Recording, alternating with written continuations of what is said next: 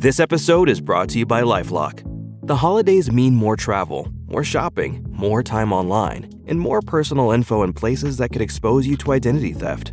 That's why LifeLock monitors millions of data points every second. If your identity is stolen, their US-based restoration specialist will fix it, guaranteed or your money back. Get more holiday fun and less holiday worry with LifeLock. Save up to 40% your first year. Visit LifeLock.com/podcast. Terms apply.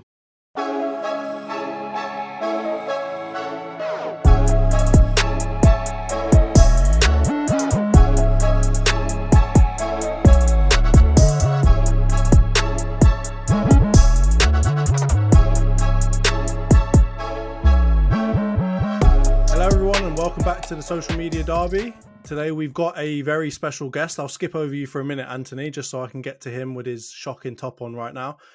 We have a great mate of ours, a very regular appearance in the group chat, talking out of his ass.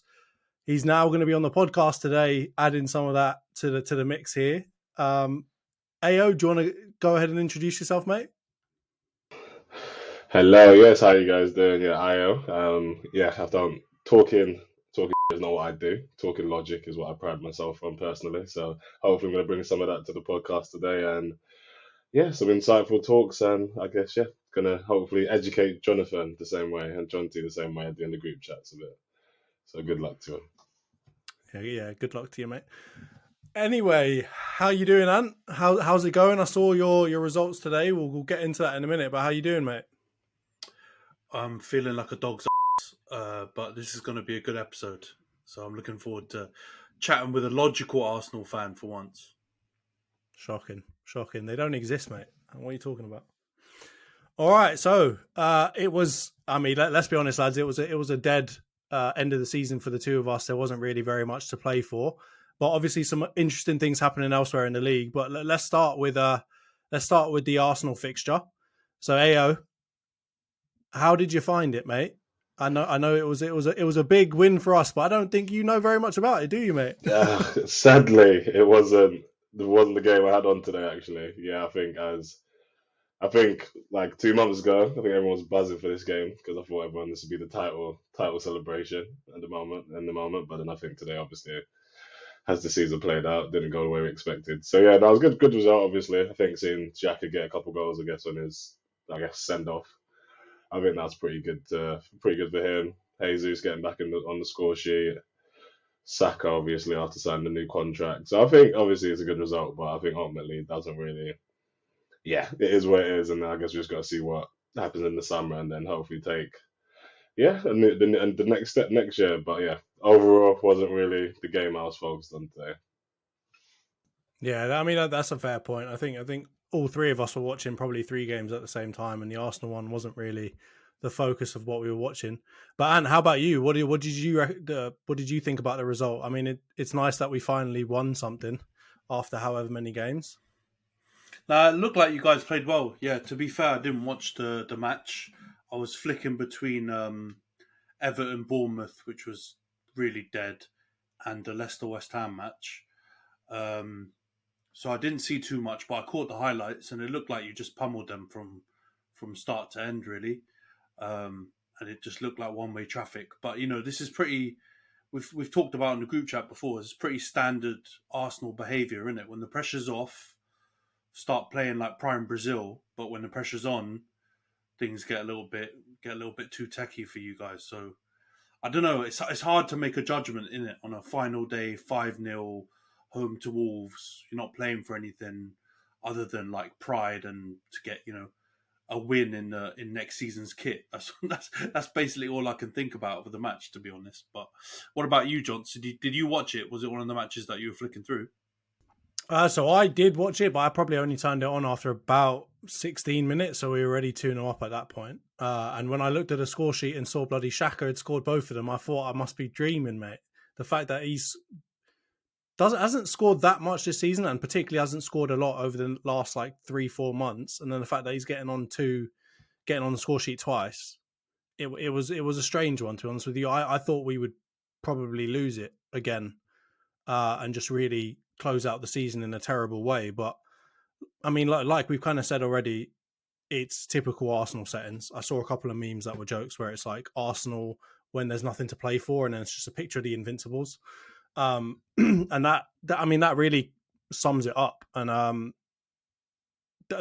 don't want to get into the whole bottling discussion, but that kind of even more confirms it to me, right? Because we're all talking about, we've got injuries, this, injuries, that,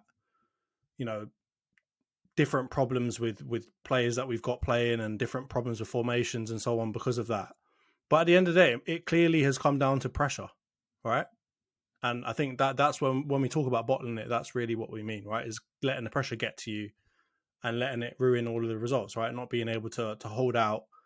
And I think today we saw some great examples of teams holding out, right? Like Everton, for example, the screamer from Decore. I think that is, if we had shown a bit more of that kind of mettle earlier in the season, when we were playing bloody Southampton and West Ham and whoever else, we might be in a different situation. And I mean, speaking of that, did you lot see NSG putting out a new video in the Arsenal stadium? They were clearly expecting it to be an Arsenal win, and I think that maybe summarizes how some of us have been thinking.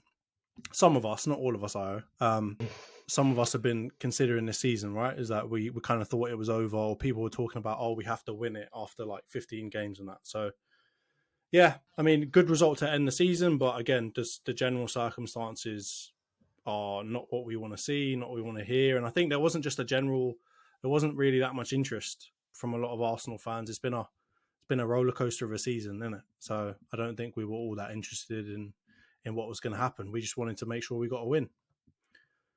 So, I mean, I guess speaking of getting a win and ending the season nicely, Old United, you finished in third now. You already got a piece of silverware, trying to go for your second. How did you think the game against Fulham went today, Ant? Yeah, I mean, we had slightly more to play for than you lot, because I think there was a bit of an element of wanting to try and finish third if we could. But it was a terrible start to the game. Like, I was obviously, thanks to our beautiful broadcasters here, like Sky, I thought they were televising every match, like on the last game week. Like, I'm pretty sure they have, right, in previous years, lads. I'm pretty sure that's the norm. But for some reason, they didn't. So I didn't prep myself with other methods of watching live sport until like 15 minutes in, and by then I think Fulham had scored. They just had a pen, so I literally got onto the live stream of the match and saw De Gea, like a fucking unicorn, popped up and De Gea saved the pen. And then pretty much after that, we were all right. We were decent. We kind of peppered them with quite a few chances. Garnacho hit the bar. Sancho had a shot which was saved. I think Rashford had a shot that was saved. We started to pressure them, and then eventually got the equaliser. And then the second half was a bit of a dead kind of. It was terrible watching. I'm not gonna lie. It was a real snooze fest again. But Fred popped up with a defence splitting pass, another unicorn, and Bruno scored the winner. But yeah, I don't think anyone's head's kind of been in the game since Thursday. But I don't even think Thursday. I think since the Bournemouth win, I think we kind of felt like top four was secured, and those dirty Scousers couldn't come and nick it from us. So I think everyone's attention, United-wise, has been focused on how the fucking hell do we beat City in the FA Cup, and trying to work out how to do that rather than focus too much on these games, because we've been good at home. So I saw you didn't even play Varane. He's in my bloody fantasy team. I had about 4 players that didn't get played today. It was a strong team though. I was expecting him to ring a lot of changes since we battered Chelsea on Thursday. Which was a lot easier than I expected, by the way, because obviously we've had 2 games this week. So we've obviously had that one on Thursday, confirmed top 4. Chelsea are really shit, man. There's no way to polish that turd. They're just terrible. They're really, and Frank Lampard might be the worst. You remember when Jose did that rant about Frank de Boer when he was Crystal Palace manager and said he lost every game and he was rubbish. We need to change that. Why didn't he call him the worst manager in the history of the league? Yeah. How could Lampard's got to be? Come on, Lampard's got to be the worst manager in Prem history, surely. I have never seen a man seemingly somehow fail upwards the way Lampard has. Like it is because even with Everton, like the fact that they survived, I'm pretty sure he was there, wasn't he? And they looked absolutely lost. And then Sean Dyche has come in and he's completely steadied the ship and yeah, made them stay up. And yeah, what I've seen at Chelsea, obviously I think the situations was hard. Obviously, you signed that many players at once, but they have no idea. And like even if I was him, at least play the youngsters since you got in there, at least give them a chance. He's just persisted. He's played like Aspilicueta. Like he just hasn't shown any sort of like idea or like nous to know what he's actually doing. So hopefully this is the last top job he has for a while. I think he still needs to kind of learn the game, which is a bit rich coming from me, obviously. And he's To be like, fair, I feel but like we could be better coaches if we just listened to the coach's voice, the Instagram page, and did some of their courses, saw some of the videos with Will Steele and that, we'd be better. I mean, we already play Football Manager. The Lampard bar is so low. Yeah, I'm certain we could all be better.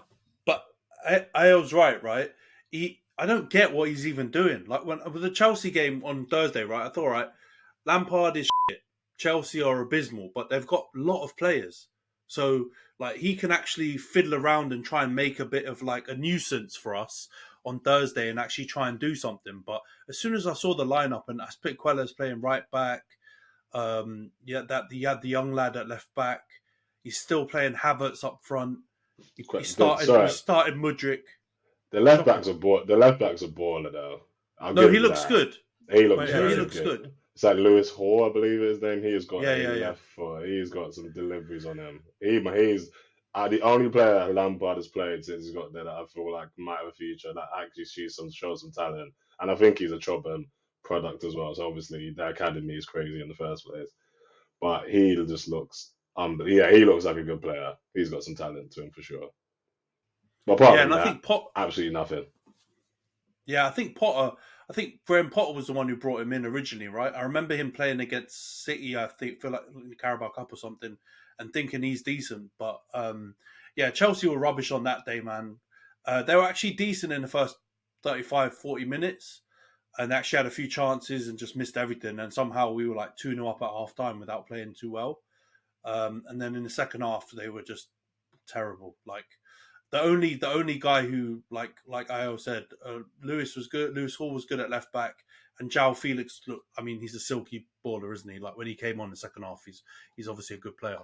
But they were rubbish, man. And I think these two games are just get them out of the way, get to the cup final, and then pray for City to bottle it, Pep to overthink it. I don't know. I'm clutching at straws, but yeah, that's our end to the season. You know what I mean? Get third now for the optics to look like we've done better than we have, and make sure Newcastle don't get a bit too rowdy now that they're in the Champions League and they got all that money. But apart from that, man, it's the end of the season. All the jeopardy. I think it must have been pretty shit for the broadcasters, to be honest, because they probably wanted a title race to go down to the final game. They wanted top four to go down to the final game, and then. It's just another party that Arsenal have let down in this whole thing, isn't it? Bloody hell. It's the broadcasters, the fans. It's not just you guys, man. Liverpool bottled it as well. Let's spread the bottle around. They've been shit as well this season. So they haven't created a top four race either. So it's been a lot of different things, man. But I think we're both now glad to see both our teams are glad to see the back of the season, and start prepping for next year. Yeah, and hopefully title charges. Yeah, we'll see about that. But I mean, before we get on to some of those other segments, what did you think of the Man United game? Did you manage to get any looks at it? Caught a couple glimpses, but again, I think, as I said, my main focus today was just kind of seeing Leicester or out Leicester and Everton went down, to be fair. And I think because obviously United, they've secured top four already. I didn't think it was going to be, and I think Fulham as well. I think what Fulham's done this year has been absolutely brilliant anyway in the first place. But they've stayed up considering their situation. But there's like some results or some games were just kind of like you just kind of knew it wasn't going to be, I guess, worth watching. But then saying that, Liverpool Southampton turned out to be a blinder. But nah, Fulham United didn't really come on the radar today. So sad. I mean, you say that, but I was watching it just because I had like one eye on live score and trying to see if Newcastle would win. Because I was hoping, like, when Tete, by the way, I got Tete in my fantasy Premier League, by the way, and he's been smashing it. Got another 7 points today. But yeah, no, I had one eye on the Newcastle game, hoping that they would somehow win and that United would lose, because that would have made them third, right, Ant? Yeah. So we were 2 points ahead. So if we even if we drew and they won, they would have gone above us on goal difference. Yeah. But yeah, they drew at Chelsea and then we won. So it's ended up being a bit of a gap, a bit of a 4-point gap at the end. But Yeah, really, it's been closer than that. Obviously, it's been close. Like Newcastle, arguably probably deserved third more than us, but we managed to nick it at the end. I've got to be honest. The end of the season kind of reminded me a bit of, and this is not good omen, of like Ollie's first full season, where we secured top 4 like on the second to last game, and then we ended up somehow nicking third somehow, but we didn't really deserve third. Like we weren't like the third best team in England, but we just kind of scammed our way into it. But even though Ten Hag's got us a trophy, I feel like the back end of the season's been really choppy. So it's been a similar kind of end result, isn't it? Yeah. So I mean, from my point of view, I think it was. You had a lot more chances than Fulham. I mean, obviously, penalty aside, you kind of, in my opinion, it felt like you deserved to get something out of the game. It pains me to say that, but yeah, you definitely had quite a lot of shots on goal. Someone that looked really good was Sancho, man. And I think we've talked about this before, but Sancho was looking beautiful. I mean, who was it? Was it Anthony Robinson that he sat him on his ass? Yeah. He was looking crazy. And I think we talked about this before about, what's going on with Sancho and whether he's ever going to be able to get back to kind of Dortmund-esque form. I think he was a real star today. He looked really, really good. I mean, it could have just been a once in a blue moon type of thing, though, because Fred was pulling out killer balls and getting assists with like defense splitting passes, which I've never seen from that guy before. So you never know. It could have just been a fluke. But Sancho looked really, really good. What did you reckon of his performance? Nah, man, he's played good now. This is the third or fourth game in a row that he's done well, and he's done progressively better and better game on game. So he was good against Chelsea as well, and he sat a couple of people on the as well against Chelsea. So he's it seems like he's found a bit of a rhythm. And I think that's what we kind of talked about before. I feel like on the group chat we've talked about it as well. Like Sancho is not like, I don't know, his attributes doesn't lead him to like look super flashy and like shiny like a player like Rashford or something will. But once he's got rhythm, he's going to start tallying up better performances, start doing these things that he's doing. And I think there's, as much as I can't even remember, Johns, if you rate Tony Marshall. But once Martial's back in the team, and them two, like, they play a similar type of football, like give and goes, close control, short passes. Like it's a lot more about pass and move than with our other kind of, obviously Weghorst is a workhorse and doesn't offer anything else really. But the other wingers, you think about Garnacho, Anthony, and Rashford and stuff like that. Those players don't really do a lot of that intricate, like one-touch passing, and I think Martial's probably the only other player alongside Sancho who does that kind of, who plays that kind of way. So I think Martial coming back into the team might have played some sort of at least very minor part in Sancho playing a bit better. But he also just looks fitter.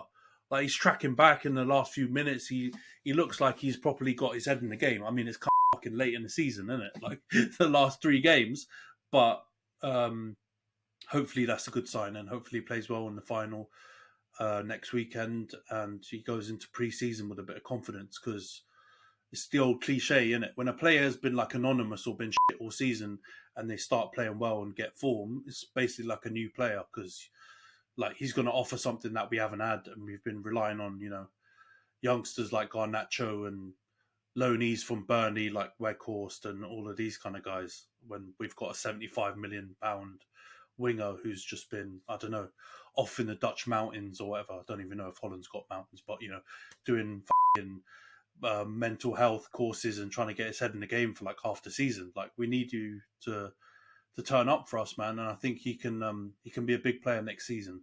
I hope, anyway. Hey, what's your take on Sancho? Because I can't really remember whether you rate him and what you think about him.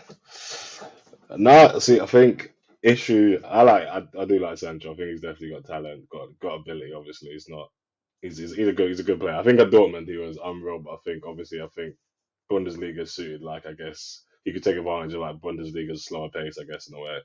But I think obviously what you expect from him. I think what I've seen from like the clips I see of him, he's like he doesn't really want to like beat the guy. Well, I don't either. He hasn't got the burst of pace to beat the guy anymore. Or he just doesn't. He's more about, as you said, the intricacy. He wants to maybe like make a little 1-2 and then a fight break down defender to get past. But I don't really see that burst that I guess you say like a Martinelli has to get past you and like run past you like or take you in like a foot race.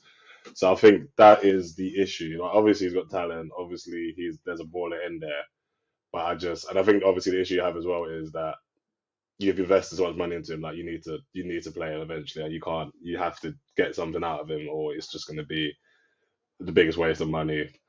But I think even the same way, like with Anthony, I think both your wingers, they just want to cut in consistently, but it's also sometimes I just want to see you beat your man, like just run down, get past your man, get into that box, and then then make a final ball. But I think obviously they just want to come back inside, play the 1-2 off Martial or Weghorst, and then or Rashford, but then sometimes all like no sizzle, or the sizzle but no spice in the way, and it's just kind of Exactly. I think that's the biggest issue for I me. think and also with Man United's kind of counter-attacking style, that like stop-start doesn't work, man. It doesn't help with that kind of counter-attacking type football. Like the best way I can describe it is like you have players that are like Rashford, right? They're like the John Morants of the game, not like waving guns on live or anything, but just like pure athleticism, where they're just like they'll beat you with pure pace and then just slap it top corner. And then you have like the more intricate players, like kind of like a SGA type of player, where they don't have that pace or that like athleticism to just like burst out and smash one top corner. They've got to be a bit more intricate with it. And I think when you're like that, you have to play with a lot of confidence. And I feel like if you look at Anthony, for example, he probably plays with too much confidence because he's doing all kinds of dumb stuff that he shouldn't be doing and that make him look terrible. But I think with Sancho, it looks like he's just been fully off the confidence. And I think this is partly the fact that he's English and he's got the English media kind of swarming all over him all the time. But I feel like Ten Hag is the right kind of manager to try to get the best out of him. I mean, like I would say it's a similar situation with like Rashford last year to Rashford today. I feel like Ten Hag will be able to get it out of him, and it looks like he's already starting to get it out of him now. So I feel like I would say that was kind of the bright spark, the big thing that I noticed from watching United's game today, other than the fact that Mitrovic has just fallen off a cliff. I mean, so speaking of the end of the season and which teams went down and which teams deserve to stay up, I think one of the key segments that I've been seeing going around and something that a lot of people are interested in right now is really trying to rate their teams and understand, what were the successes, what were the failures, who really stood out in the season in both a kind of a positive and a negative way. So something we're going to go through today is a number of different end of season awards for our two teams. So for Arsenal and for Man United, obviously it's going to be funny here because the two Arsenal fans are going to have to rate Man United's terrible squad. And, the Man United fans are going to have to rate Arsenal's beautiful squad. So that'll be great. So I think we'll start off with the first one will be the Player of the Season award. I think at least for the Arsenal side, we're probably going to be in agreement here. But let's go round. We'll go from, youngest to oldest. So go on, Ayo. Who do you reckon is Player of the Season for Arsenal this season? I've gone with. I was like tossing up between two, but I think I'd have to give it to the big man at the back, where when our team fell apart completely, Big Saliba. I think ultimately for what he did do, I think it showed. Obviously, our season didn't fall down. It didn't just fall down to him, like us losing him. But I've never seen a team in quality drop off more when the player did not play more than what Arsenal looked like. Obviously, we bottled it mentality wise, but I think Saliba's impact and was just immense. I was tossing up between him and Martinelli personally, but I thought Saliba for. I think the only reason I want to give Saliba because he missed like the last 2 months or so, 2.5 months, 3 months. So I guess in terms of being here, but I think when he was here, we looked pretty much unbeatable when he did play. So I got big Willie Saliba. Interesting. I thought we were all going to agree here, but I'm probably wrong. And come in, help us. What do you reckon of that take, and who have you got? So I'm also quite surprised, actually, pleasantly surprised by that, because I went with Saka, and I was also like debating between two players, but it was between Saka and Odegaard that I was doing the debate between. Not that I don't think Saliba's been amazing and like a revelation coming in centre back. He's kind of stabilised Gabriel a lot, and they've probably been the best Prem centre back partnership, to be honest. Um, but I just think Bukayo. I mean, I know he didn't end the season fantastically, and I know his performances dipped more than um, not only just his kind of goals and assists kind of dried up, but he wasn't playing that well, and it seemed like the mentality stuff that I was just talking about also affected him. And I think normally when you watch Saka play, he's one of the few that doesn't look kind of like too unsettled when things are going a little bit shaky.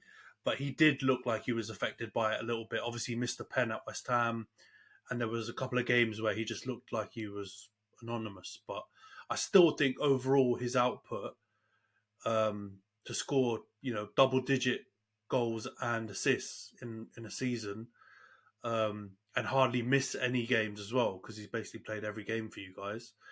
I think he's been really important, because up until obviously before January, Martinelli was on the left wing by himself practically, but he did bring in Trossard, and Trossard's kind of gone to the left, been up front, and provided a bit of backup for Jesus and for Martinelli. But Saka hasn't really had that on his side. I know Nelson's come in a few times, but overall, he's kind of all of the weight's been on him. So I think I would go with Saka, but I think it was close between him and Odegaard, and I flipped and flopped a few times. But yeah, that's who I would have gone for. What do you think, Johns? So that's an interesting one. I think. I mean, I'll get onto my point in a moment, but I think there's something that's coming out of the two of you here that I want to investigate a little bit. So I think, and when you're talking about Saka, you're talking about obviously someone that, like you said, didn't get a lot of squad support in terms of being able to be changed. He was like pretty much featuring in every single one of our games throughout the season, working his socks off, getting taken down a lot, and so on.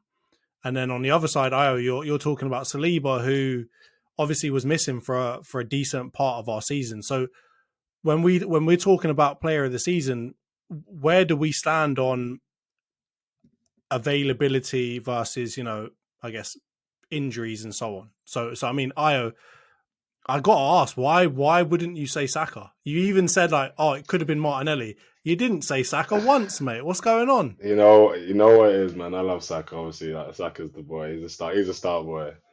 But I think also Saka's been a victim of obviously his stats back him up. He's been immense for us, but he's also been a victim, I think, of fatigue. And I've been biggest Saka, one of the biggest Saka supporters, like in the group chats with all the mates and stuff. But yeah, in terms of impacting games these last 2 months, I'd say he's just like his. Yes, he might have got the goals and assists, but I think the drop off in terms of actually like taking the game by the scruff of his neck, like winning the game for us, or just making that impact, I think that's just tailed off a bit. Not because I don't think it's because of him. I think he's generally, as you said, he just played every game. I think he's just tired, and I think in terms of Arteta, I think Arteta that was my biggest gripe with Arteta this year. I think he just ran Saka into the ground completely. And obviously he's young. Obviously you're an elite player. You got to play the games, but those games where you didn't need to play him, where you could let the guy rest, maybe like in the cup or in Europe. And so obviously Saka's stats amazing. He's our best player, obviously by far. Like I'm not like I can never ever doubt his talent. But when we had again, I think the drop off from our team when we lost Saliba, obviously it plays a part. We had to put Rob Holding in there, and that just impacted things greatly. But when we lost Saliba, we just didn't look like the same team. Like we conceded, I think it was about 40 goals, 40 plus goals. That's just way too many goals to be conceding as a top team to try and win the Prem as well. And so I think ultimately, when obviously availability, the best availability is availability. I think that's like the same they always give you. Obviously, Saliba being injured is it destroyed us. So obviously, he can't be. He won't be the official player this season. But I think in terms of impact, I don't think anybody had more of a bigger impact this year for us in terms of just being a figure than Saliba. I'll give you that. When I first heard it, I was thinking, what are you talking about? But I get what you're talking about when we're talking about impact. I couldn't agree more with you. I mean, this is the interesting thing about these types of awards, right? Is everyone kind of approaches it in their own way, and I think I kind of went a little bit in the middle of the two of you. So I have a toss up between Saka and Ramsdale. And I think the reason why I say Ramsdale is for the thing that you're talking about, Io. So impact on the team. And I think when we talk about impact on the team, when we talk about characters that might stand up in big games, characters that are going to be kind of putting themselves out there, showing themselves as kind of the face of the team and so on, I feel like Ramsdale's done a really good job of kind of deflecting away from some of our other players.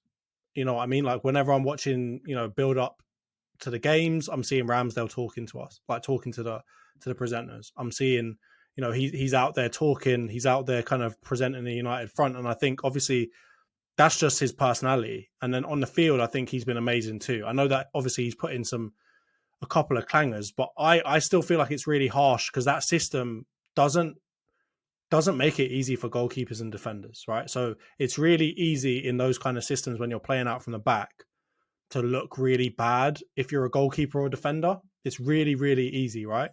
And I think because you're playing such risky football, you're playing such high lines, you're pressing, you'll get, allowing a large amount of space that traditionally in olden times they wouldn't really allow, right? It was a lot more about dropping deep. We weren't pushing this far up the field. We weren't playing it out from the back. So I think in that regard, I think Ramsdale and Saka really have been the two best players on our team. I think they both have been pretty much featuring in every single game.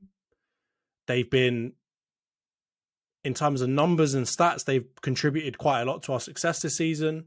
And then I think generally in terms of how they carry themselves, they've been the culmination of what I would hope Arsenal players would be, right? Like in the big moments, they're not freaking out. Like when we played Tottenham and Richarlison was going nuts and like Ramsdale got kicked by whoever, right? If that was Casemiro, someone's getting decked and he's getting banned for 10 games. So I think those two players to me at least have shown the most in that regard of how I want Arsenal players to play and how I want them to behave. So I think that for me, I'm going to give both of them player of the season. No. You're going to have to get off the fence. You've got to pick one. You can't be picking two people. All right. Just for yeah. All right. So for the sake of argument and to being different, I'm going to be a hipster and I'm going to say Ramsdale. So we're going to have Saka, Saliba, and Ramsdale as our Arsenal player of the seasons. Ramsdale is scandalous. Yeah, how dare you? No chance, mate. What are you talking about? This podcast has lost all credibility, mate. I'm sorry, bro. No, I'm sorry, shocking, it had to be on your episode that this had to happen. This stinks, shots.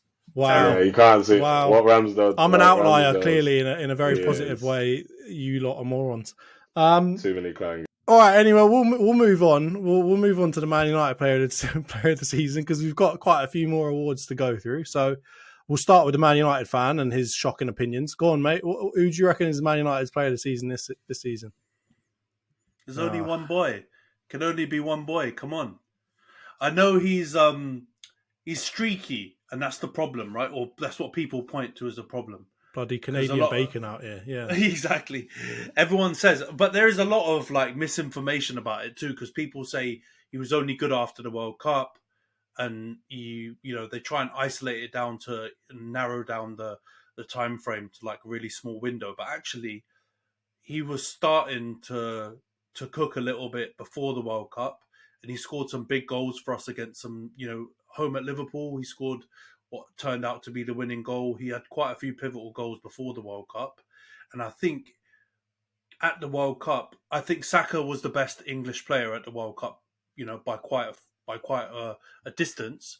But I think Rashford was the only other player I pulled from that England World Cup performance that I thought actually looked like he was picking up some form as well. And I think he carried that on pretty much until he started to get a few niggly injuries. And I think Ayo talked about the best ability is availability, and I think that's the only thing I could point to, maybe having an argument for another player. But it rules out our best players from this season if you really think about it, because the other shouts I would have had would be Casemiro or Lisandro Martinez, and Martinez has been injured for a good couple of weeks. Casemiro's been, pulling people by their collars and doing all kinds of other madnesses and missing like at least a quarter of our season. But Rashford hasn't missed quite as much, and you know what our problem is. Like, you don't have to watch United too much this season in the Prem to understand that we don't score enough goals, and Rashford has been our only real outlet, and he's scored 30 plus goals if you look at all the games that we played this season beyond just the Prem. And he's been like, it's also, there's a lot of kind of the thing that it's kind of a Cinderella story because he was written off last season. Ragnick had him, riding a bench for Anthony Elanga, and he just looked like he was a shadow of his former self. So for him to bounce back and score so many goals and score some big goals for us throughout the season, I think it has to be Rashford. But I understand that Casemiro will get shouts, Lisandro Martinez will get shouts, but I think it has to be our boy Rashi. Rashi has to get player of the season for me anyway. What do you reckon, Aya? Are you in agreement there? I'm actually not, but I can understand. I can understand Rashford. I guess goals are important, but I personally went with Casemiro. Really, I think when they signed him, I think everyone's like, he's a bit older. He might not do enough. But I think when you sign a player of his like level, experience, talent, ability, and he's also got a winner's mentality, I think you saw a difference in the United team the second he got into it, and I feel like he's the only like I don't fear United, but I think when they have Casemiro playing, it's just a different team. And I think if he gets a discipline order, obviously he can't be getting suspended left, right, and centre. That doesn't benefit nobody. But when he does play, I think you can just see the difference in United. And as a DM, as a centre mid, I think he's one of the best in the Premier easily. And when he's on form, he changes them. Like he unlocks. He gives Bruno that freedom to play. I don't rate Bruno, but Bruno looks a different player when Casemiro plays. And so I think it's just Rashford. Obviously, goals are key. Goals are important. But as you said, he's streaky.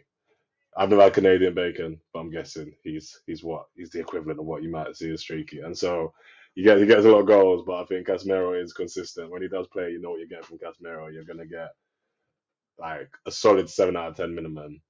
And for some reason this year he keeps popping up with goals as well. So I think the fact he's added that to his repertoire has just been. Yeah, I think that's made him, and he's like the only player I really found United. So yeah, I'd personally give it to Casemiro. I mean, that is interesting because I had it between Casemiro and Martinez. So, I mean, obviously there's a lot of shouts earlier in the season that small defenders and that, right? I'm not really one of those though. I think there's been quite a few small defenders in history that have been good or great even. And I think when we talk about impact to the team, it feels like when Martinez is in there, there's just like a completely different element, right? And I think I definitely feel the same kind of feeling with Casemiro too, right? There's like a steadiness to that whole team when Casemiro plays, and I feel the same thing about Martinez. I think that you could put him even next to Maguire and it still looks steadier than I've ever seen Maguire look in that team. And I think like he's made Luke Shaw better. I feel like he's made a lot of the players around him a lot better. And I mean, obviously, yeah, he's had some injuries and that, but for the most part, I feel like he makes the biggest difference to the United team. If you have, obviously, you talked before about, Man United's main problem is goals, and that's why you're giving it to Rashford because he's the only one that really gets you goals. But I think the opposite way round, Man United's main strength this season has been you ain't letting in goals. And I think the big reason why you haven't been letting in goals is Martinez and the effect that he's had on the players around him. So in terms of Luke Shaw at left back or Varane on the side of him, even De Gea, right? They remember when De Gea gave that hospital pass to Maguire and everyone was slating him. Like some people were like, oh, you should never give him that pass. Martinez, they saw it side by side, right? Martinez got the same ball in the same area and dealt with it. And I think that's what Martinez does for that team. He makes a lot of the players around him that have the ability to be very shaky look a lot better. And I think it gives license to the players in front of him, whether it's Casemiro or if it's Bruno or whoever else, Eriksen, whatever, gives them all the license to go and play creative, good football. And that's why you might be seeing people like Casemiro able to get forward a bit more and score goals. I feel like there's that steadiness that comes with Martinez. And I think that out of all of the players that I've seen come into this team this season, he has made, in my opinion, the biggest impact and is the biggest reason why Man United are where they are today, all right, in terms of third. Did you guys consider Martinez at all? Was he in the consideration for players of the season? Because I'm hearing a lot of Casemiro and Rashford, but what did you reckon at the back? He was definitely in the shout, but I use the same logic that Ayo talked about before about the best ability being availability, and that's the only things that you can criticize Casemiro and Martinez for.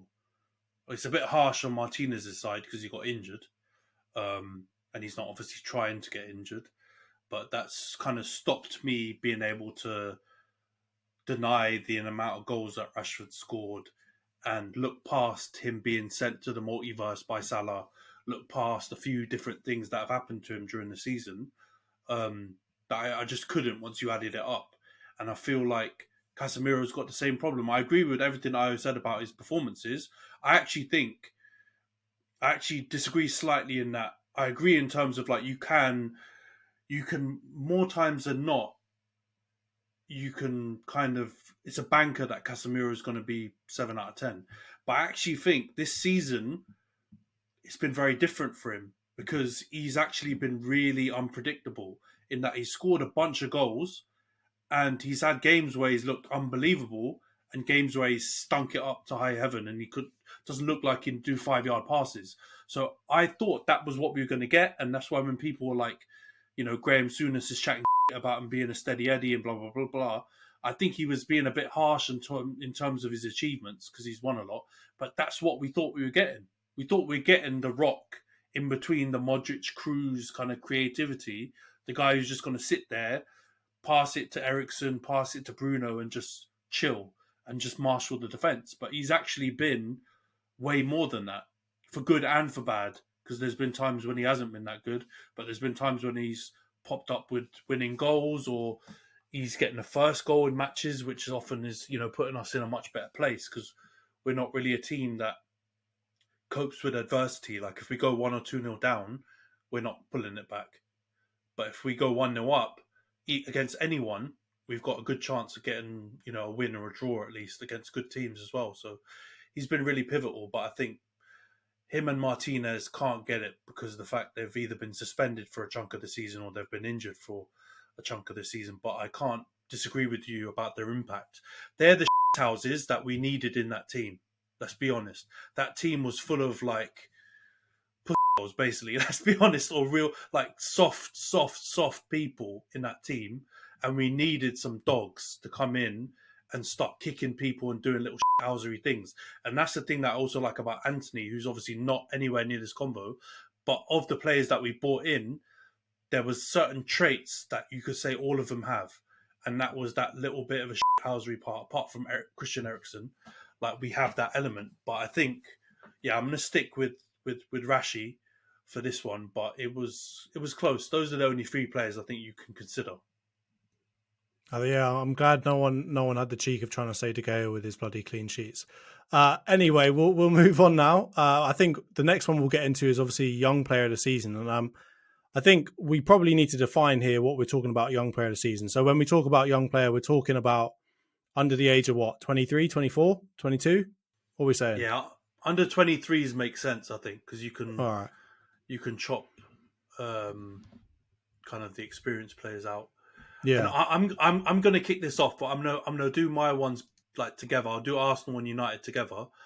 So this is where I was trying to be a little bit tactical with my votes because this is where I put Arsenal's young player. I put William Saliba because I think he's been.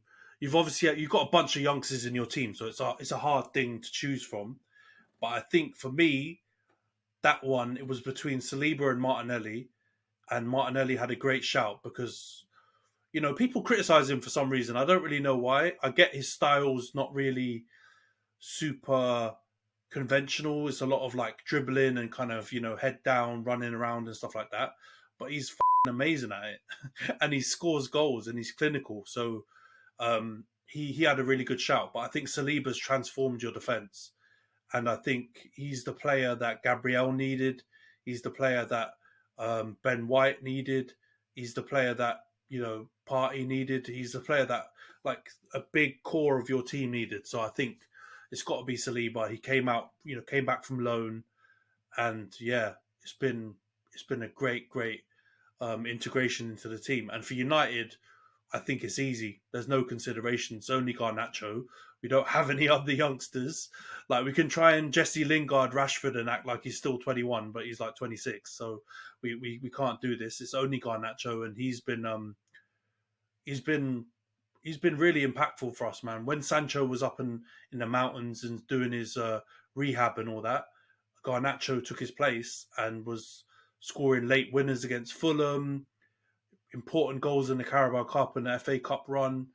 And in the stadium, when he comes on, you can feel it. Like, the whole crowd starts to get up and they actually feel like something's going to happen because he's really, really unpredictable and really direct.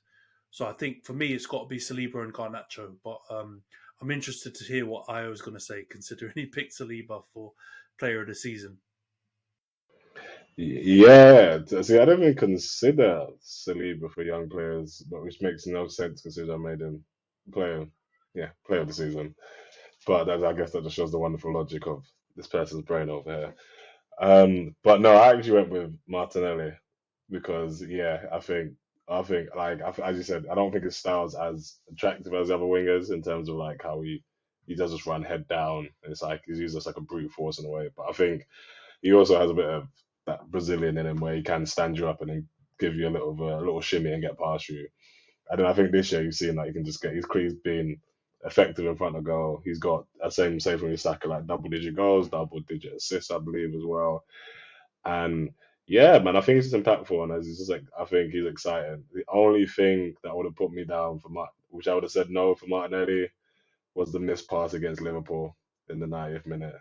Because that's left a sour taste in my mouth. I looked at him I looked at him very bad, like differently since that pass, and that was the only thing where I was like, out of spite, I would have said Saka over him. But if I've got to be like objective, Out of spite, talking about Yeah, spite honestly. in his own players.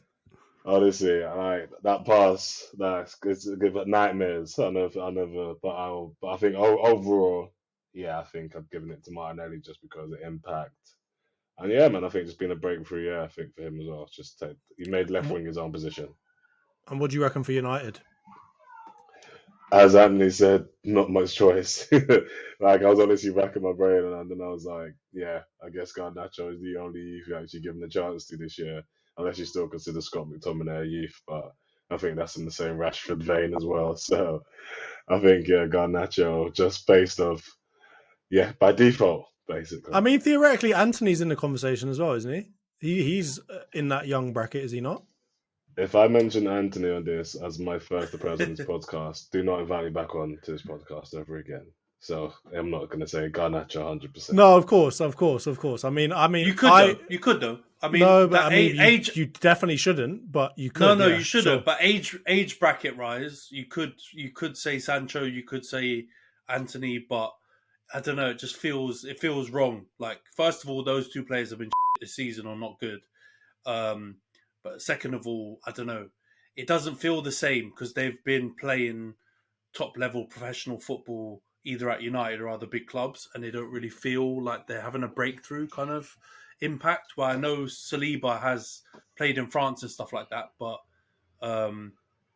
it's felt like his first season, like at the big boy table, and Garnacho the same thing. So that's interesting, right? So because I chose Martinelli for Arsenal, and the reason why I chose Martinelli and not Saliba was that, I mean, when I was racking my head, I wasn't even considering Saliba to be a young player because of the way that he plays. He's got such a mature style, I didn't even think about it. Like I didn't even consider him, and I probably should have, because now that I look back at it, I mean, I don't have him in player of the season or young player of the season, and he's been clear for us. So I think, I mean, I'm going to stick with Martinelli. I'm going to stick with my guns, because I think you guys are talking about like an unattractive style or whatever, but I feel like I love that style, the style that he plays more so than any other winger that we have. Like I love Saka. I like the way that he plays, but the fact that we have someone that just goes at you, and it's quite similar to Garnacho. They both just go at you, and if you're a right back, you're worried, right? Like if when I'm looking at like some of the players in the world today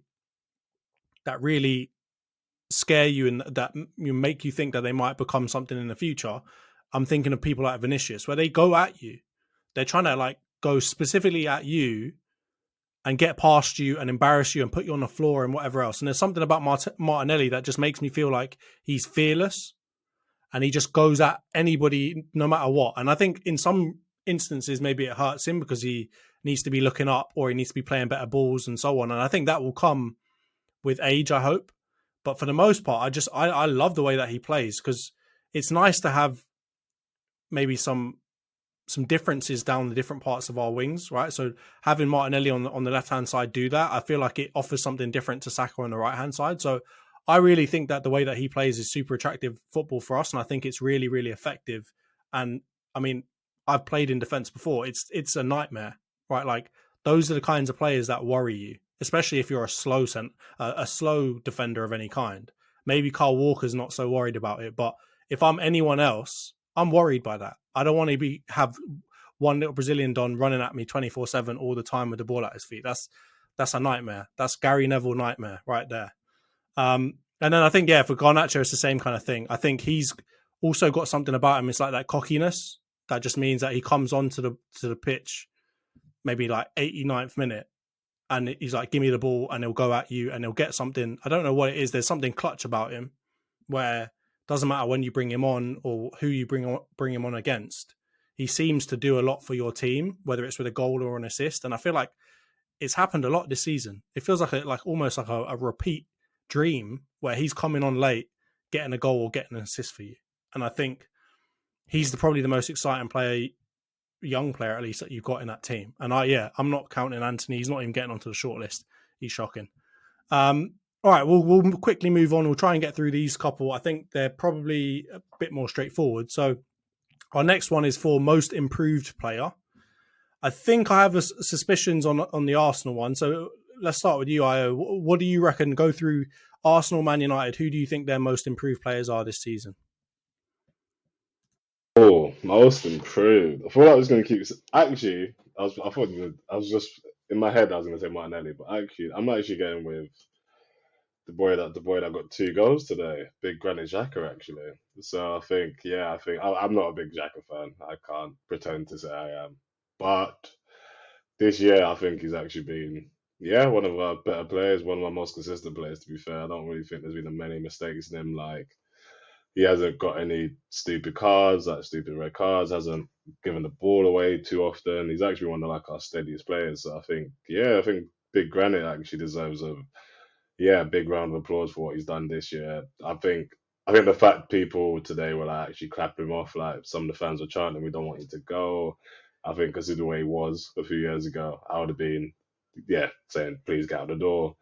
And to see what he's done this season, how he has actually been a revelation compared to Partey. Like he's just been, I think Xhaka definitely deserves to definitely get the most improved player. And I'll definitely give it to Xhaka. And then for United, I'll give it to Rashford because I don't think I personally I don't really rate Rashford highly as like a top player, but again I could be being harsh, I could be being biased, but I think what he's done, I think especially the goal he scored against us as well was just, I think that showed the level of confidence he was playing with at the time, and then he just he couldn't really stop scoring. And I think that when he megged Partey, which I guess isn't before the season that would have been a big thing, but as the season progressed, it kind of made more sense because Partey wasn't up to scratch anymore.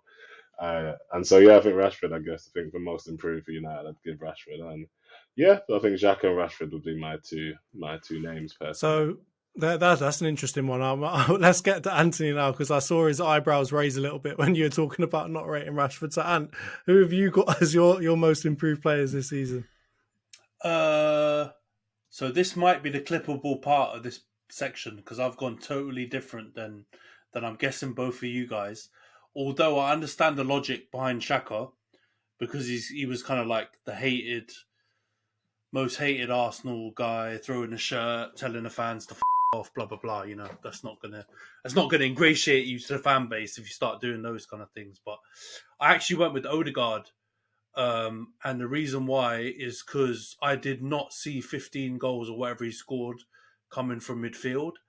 And I know he was good last season, but I feel like he's to get in that Kevin De Bruyne conversation, which he's been in this season in terms of like attacking midfielders or like advanced eights or whatever.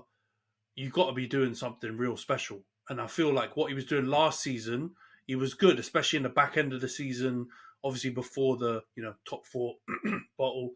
But this season, he's been unbelievable. And I think neutral fans, rival fans, there's no doubt that people think he's probably the classiest player that you have. I know he's been making mistakes in a couple of matches recently. I think of the one against City. He didn't play amazing in the Brighton game. He hasn't been great in the games where maybe the team has faltered, but I just didn't see this level. This is back to like when he was 15 and everyone was talking about this wonder kid and blah blah blah blah. This season has flipped him from a failed wonder kid potentially to he's definitely going to be a class player. Like you can't be doing what he's done this season and not be a top class player. And I think there will be a bit of a baton passing from De Bruyne to him as the years go by, because I think he'll step into that void as the Premier League's like next best attacking midfielder. And then for United, it was actually I was raising my eyebrows just because of you lot. I could see the pattern. You lot don't rate any one of our players. It's so biased. 2 against 1. I'm gonna have to get a United fan in here to try and level it out a bit, yeah. But Rashford was in the combo for most improved player, I think, as well. I was not wrong. Like you can't go from being that shit last season to top scorer for us and doing the whole celebration thing and everyone loving him again without improving massively. But I actually went for Varane, and I went for Varane because I've got to be honest. Last season, I tried defending him as much as I can when I would hear these outrageous shouts from you lot talking about White versus Varane, who was a better signing, and sullying Varane's name with Ben White, who I rate. But come on, Varane's won Champions Leagues, mate. Ben White's won nothing. But I think this season... So Scott Carson. Exactly. Legendary keeper. Don't talk down on Scott Carson, mate. They gave him another contract extension. They rate him. But Varane has been good this season. And I know a lot of that credit can be split with Martinez and other people kind of, helping him and kind of bringing him along and kind of he looks more like the Real Madrid Varane that I saw before. And I'd never seen him fist pumping and doing all this like proper celebrating tackles and all that. I think of that one against he cleared it off the line from Lewandowski against Barcelona in like the last minute of that Europa game, and he was out here fist pumping and chest bumping Lisandro Martinez and all these different players, and it's like kind of just it was a great example of how he's turned it around. So I went for a bit of a different angle with those two players, but I think Rashford's a tap-in, I guess, for this category for United because he was terrible last season and he's been really good. But I think Varane's been the low-key one that's a good partnership, I think, going forward. And I think he's made a big improvement because he was definitely a flop last season, but he's looking more like himself. But what about you, Johns? Who are you going to go for? So I mean, for Arsenal, I went for Xhaka just because. So the way that I thought of it was not just last season, but just generally since they've been at the club, or for the majority of the time they've been there, how good have they been, and how big of a difference have they been this season? And I said Xhaka for that because I mean, we talk about him, swearing at the fans, taking off his shirt and all of that, but he's never been like a star for us. In his 7 years, he's always kind of been middle of the roadish, and he's dipped a lot and then gone back a little bit back to the median line and then dipped back down. And I feel like, this season he was significantly better than I've ever seen him for Arsenal. And I mean, performance-wise, I think he was very, very consistent. I still think the emotional stuff that he doesn't help us as a team, and him as kind of one of the more senior players at the team, I feel like shouldn't be doing that. But I do think he is by far like the most improved player at the team. With Odegaard, I get what you mean. At Arsenal, he hasn't shown anything like that, and probably hasn't shown too much at Real Madrid either, because of just the fact he hasn't had a massive chance all the time and he had to go out on loan and so on and so forth. But there was always kind of the feeling that he was going to be really good. So for that, it's more just like he's doing what he should be doing. So I didn't see him as a massive improvement necessarily, just more about him meeting the standard that we all kind of set for him. And I think that's also the reason why I didn't go for Rashford. Rashford was one of the ones I was thinking of, but Rashford has also shown at many times, I disagree with Ayo here, that I think he is a very, very high quality player. And I do think if you can get his form to become his quality, then he's a world beater. But I didn't choose him because he's kind of shown similar-ish form before. He's got, 20 goals a season, or he's got goals in seasons before. I know Man United had been in the mud quite a lot for some of those seasons, but generally speaking, he's shown a similar-ish level to what he did this season before. So I went for Luke Shaw as your most improved player because, I know people have always said, injuries and, he's always been had a lot of potential, been really good. I feel like this season's really the first season I've seen him proper really show it. And again, I put some of the, not blame, but some of the reason why down to just general improvements you've made in and around him, right? Like Casemiro, Martinez, the whole system is making Luke Shaw play a lot better. And the fact that you're putting him like centre-back and trusting him to play centre-back in certain circumstances shows to me that he's somebody that I've never seen that level from before, that I'm starting to see he's getting better and better. I still don't agree with Ant when he says that he's the best left back in the league. But I do think that he has been really, really improved for the Man United team. And I think he's been part of the reason why you guys are good this season, right? Like, we have to talk about your defenders, because at the end of the day, those are them, or your defensive midfielders as well. But that's the reason why you're in the position you're in today. Because like we said before, you don't score that many goals. So it's got to be about the defenders. And I think, Luke Shaw, still not the best left back in the league, but most improved player at Man United for sure. All right, let's quickly move into the next one. So signing of the season. I think we've both got teams that have made quite a few signings. So there's quite a few players to choose from. We'll start off with Ayo, just because, obviously there's a couple of shouts for Arsenal, I think. But what have you been thinking? I've gone. You most likely you're not gonna like me for this because I've gone for my player of the season because he's technically a new signing to me, Big Saliba, because he wasn't here last year. I've had to throw a curveball. You're just cheating. You're just gonna put Saliba for every single one of your awards. I've had to, because I can't say. I know you can say Jesus, obviously, for impact, for goals scored, but again, I think his fall off has been, his second half of the season just hasn't been what. Yeah, I can't write home about it. Zinchenko, more again, he's good. Obviously, what he did for us, he kind of changed that role in the left back, coming to that inverted wing back. But again, I think the mistake he's made, he made a lot of mistakes, and that team talk thing he gave against, I think it was, who was it, Southampton or Liverpool, I don't know, whoever it was against, that just annoyed me again as well. I can't shake that image of him trying to G the plans of an older guy telling him, like, calm down.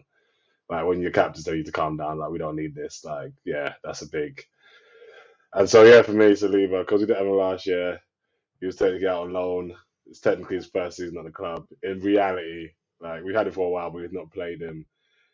For me, he's my son of the season, and I can't really. I know it's not what you want to hear. It's a bit of a cop out, but I just can't say I can't. Okay, big. His impact's been immense, and then for United, I think who did I have that actually? I hope we didn't put Yeah, actually, I put Casemiro. Same again. I think impact on the team. I think you guys. To be fair, I think you could say Lissandro as well in terms of just players that just came in and you kind of changed the mentality. I think when you sign players like that, you just sign that just kind of big that makes your club feel better when you sign a winner. I think what we hoped you would get was Zinchenko and Jesus. United kind of got that with Casemiro, and like in terms you get a winner, you get that mentality, you get that type of that just kind of brings that aura to the club in a way. And I think we thought we got that with Jesus Zinchenko, but yeah, as we can see, no trophies to show for it, just as of yet right now. So yeah, Saliba technicality, Saliba's a technicality, Casemiro for United. What a Don't hate cop me. out. All right, let's Don't move on. hate me. Anthony, what Don't do hate you me. reckon, mate? Yeah, I I stuck to the rules, yeah, and I didn't pick Saliba, but I understand the shout because that's a sticky one because he obviously he hasn't been playing for you, and I don't think he had any first team appearances for you since he like officially signed. He's been on loan all the time, so you could kind of find a loophole and do a little Jimmy Carr settings on that one. But I think I went for Zinchenko because it's hard, man. Because I don't know, I don't think your new signings have been your best players. Um, and if you stick to the rules on this one, it left me with Jesus, Zinchenko. I think Trossard's had an impact, I guess you could say. But I think Zinchenko's been more pivotal to the style change, and I think he's done more good than he's done bad by quite by quite a way. Like, don't get me wrong, he's jarring. Like, he does a lot of things that are very jarring. Like the little huddle thing he did a couple times. That was hard to watch. And when he makes mistakes, he's almost got a bit of like Trent in him. He looks real bad when he gets done. I think of when Trent nutsed him in the Liverpool game. I think of a couple of other errors when he's thrown in some clangers, and he normally, he throws in some bad ones when it happens. But I still think importance to the team and the shape and the way that you've played and the good games he's had. I think he's in the left back of the season combos despite his mistakes. He's not quite Shawboto Carlos, but he's a very good left back. So and I think he's probably your signing of the season. But like I said, it's hard for United. I'm not going to chat too much about it. It's obviously Casemiro. Like, Lissandro's been good, but Cas, like I said, he's been a game changer. Like he's he is what you guys thought you were getting from Man City, but some logic would have told you that like Zinchenko played for periods for City, Jesus played for periods for City, but they were never like certified starters, so there was some doubt. When we got Casemiro, I was shocked. I was like, why is he coming to join us? He's been pivotal in that Real Madrid team that's won all that kind of stuff, all the Champions Leagues and everything, and he's a starter, and he's like clearly, if not the best DM in the world, top 3 in the world DM.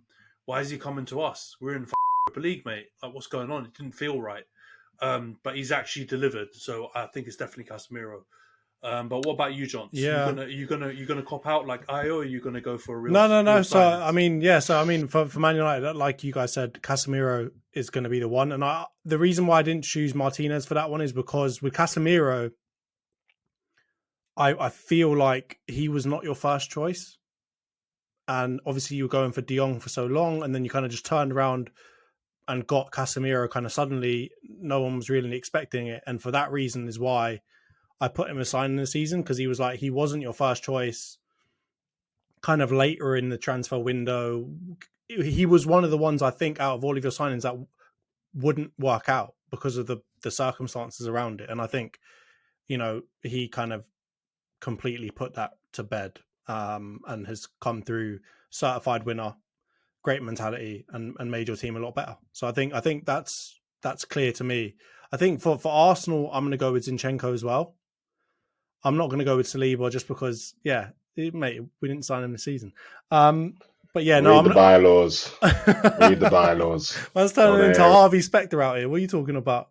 No, I'm going to go for Zinchenko just because, yeah, I think he has made quite a significant difference to our team. Again, like I said before, the systems that we play, the systems that Man City play, the whole idea of playing out from the back, it's difficult for defenders, man. It's really easy to get done, and it's really difficult because now you have to be good at something you never really had to be good at before.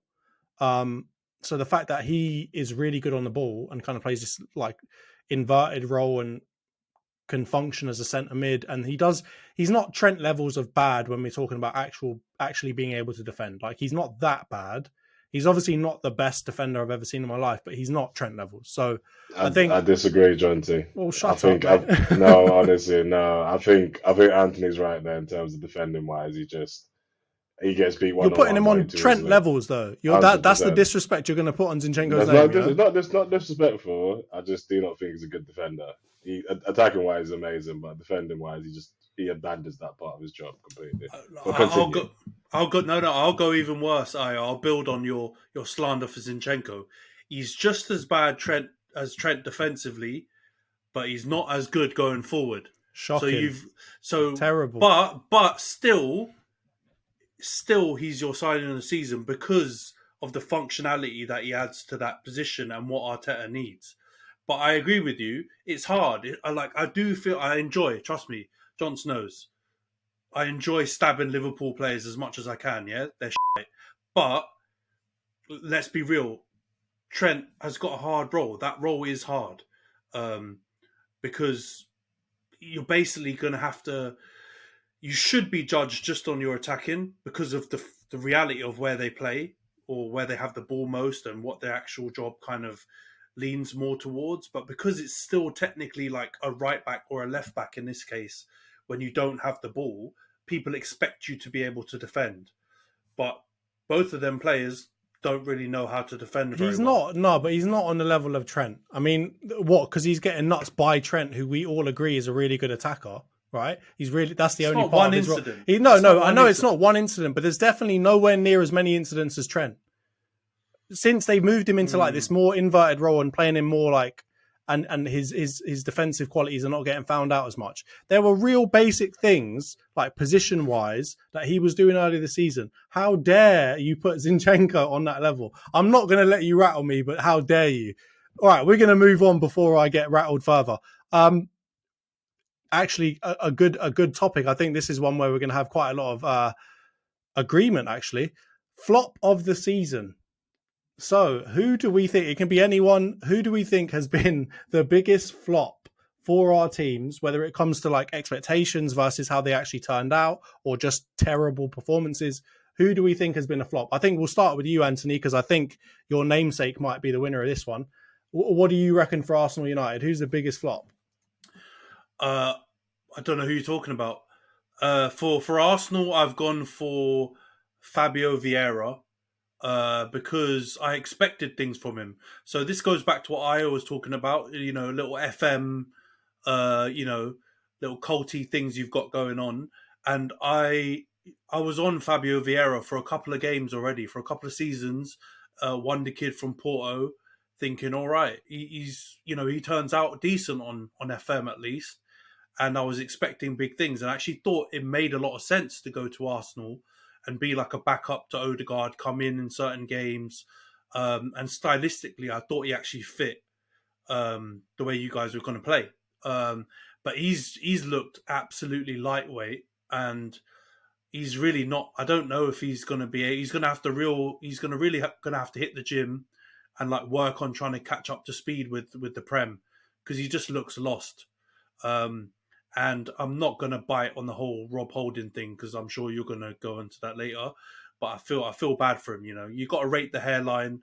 It's beautiful. He's made that's the biggest improvement, most improved player, Rob Holding, just for the hairline. He's got to be in there with a shout. Yeah, Rob Holding's hairline and Casemiro's nose. Those are the two. Nah, Casemiro's nose is the flop of the season, I'll admit.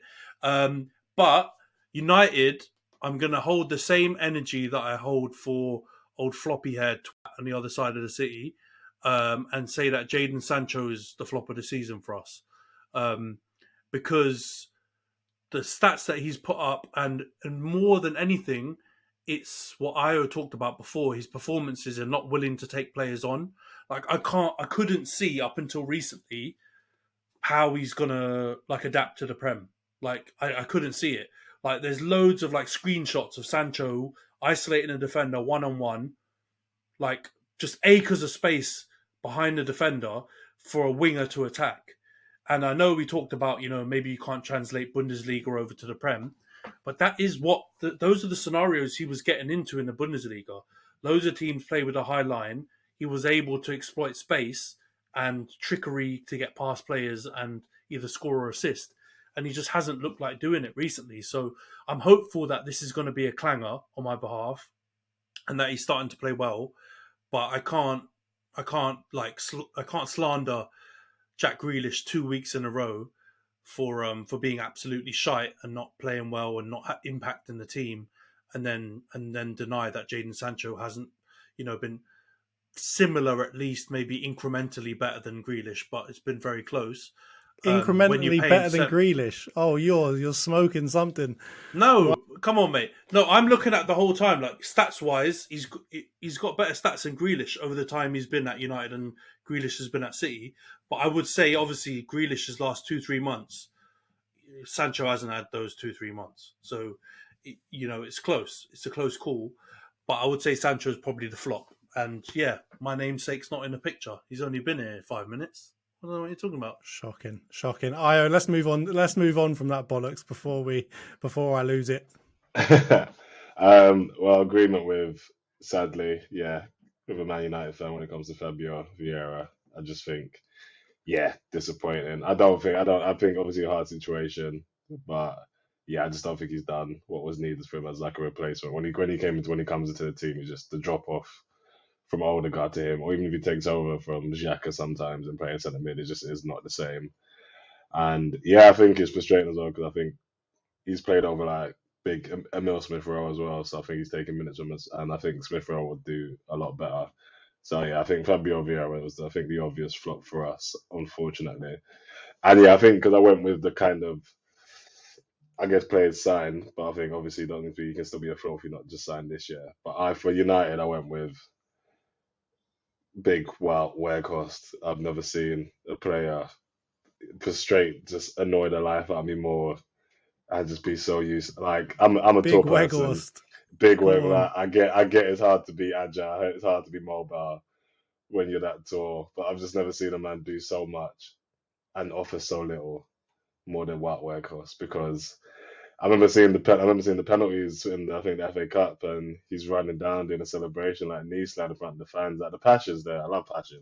Passion's great, but you need to back up passion with some sort of ability on the football pitch. And I just think he just offers not very much. And I think to have no goals as a striker since you signed that is a big red flag. And I think. Can't fault passion, but you need to have some sort of ability. So for me, big flop is Weghorst. There is some passion. There is no aggression. It's a red flag, man. It's a red flag to have passion with no end product, man. It's a red flag. Speaking of passion and no end product, I'll get onto mine now. For Man United, I'm going to start off the namesake on this podcast, Anthony, 80 million. He's shite.